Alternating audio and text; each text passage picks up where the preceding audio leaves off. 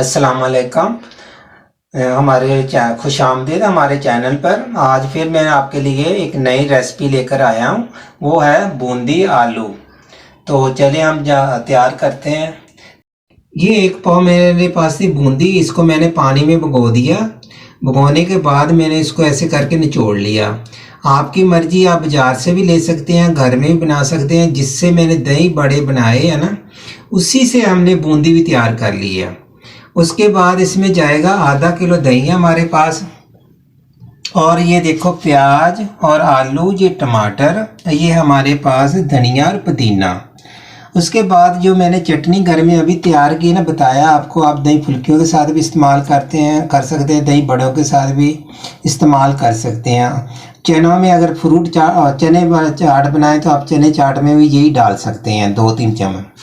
अब ये हमारे पास, ये देखें, ये टमाटर 2 बड़े बड़े, और ये आलू हुआ 3 आलू हुआ बड़े बड़े, 1 प्याज चॉप किया हुआ।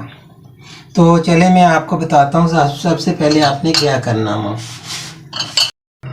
दही को आपने अच्छे तरीके से फेंट लेना, कोई चीनी नहीं डालनी, कोई नमक नहीं डालना। जैसे कि मैंने बताया कि ये जो हमने इमली की चटनी बनाई है, इसमें सब मसाले डाले हुए हैं और गुड़ भी डाला हुआ हो।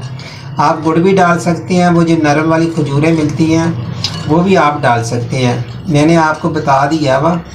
तो ये देखें, ये हमारा हो गया तैयार।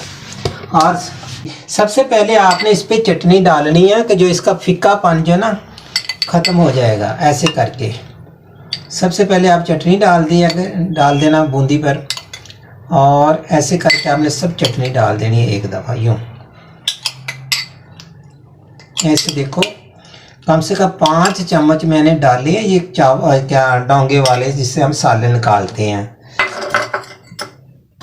अब जाएगा एक दफ़ा प्याज जाएगा ऊपर, ऐसे करके खूब सारा, एक जो मैंने प्याज चॉप करके रखा था। उसके बाद जाएंगे आलू, आपने ये भी चकोर काट लेने हैं।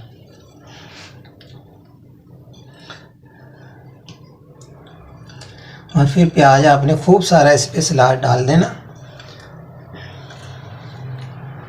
अब जाएगा इस पे टमाटर, ऐसे करके टमाटर डाल देने हैं।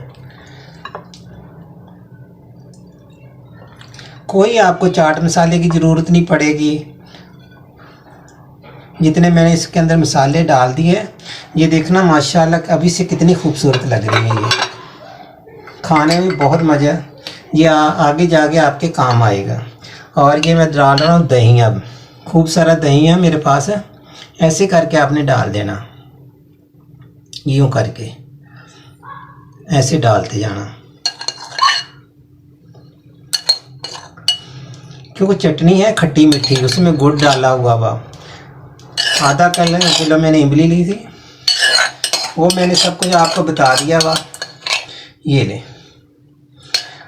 अगर आपने सजाने के लिए इस पर कुटी हुई मिर्च डालनी है वो आपकी मर्जी है, वरना ये वैसे ही माशाल्लाह अपनी असली शक्ल में है, खूबसूरत है। थोड़ा सा फिर हम इस पर हरा धनिया और पुदीना डालेंगे।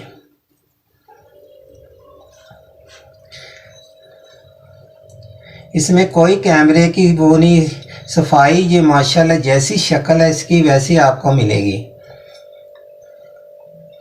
चलिए, माशाल्लाह बहुत प्यारे लग रहे हैं। ये भी रेसिपी तैयार हो गई है, आपने ट्राई करना। आप किसी टाइम भी, रमज़ान शरीफ में भी, आगे पीछे जब आपका दिल चाहे, मेहमान आ जाए, तो आप ये रेसिपी आपने ज़रूर बनानी है। बना के खा कर फिर मुझे फॉलो कर दिया करें, बताना ज़रूर है कि ये हमारी रेसिपी आपको कैसी लगी है।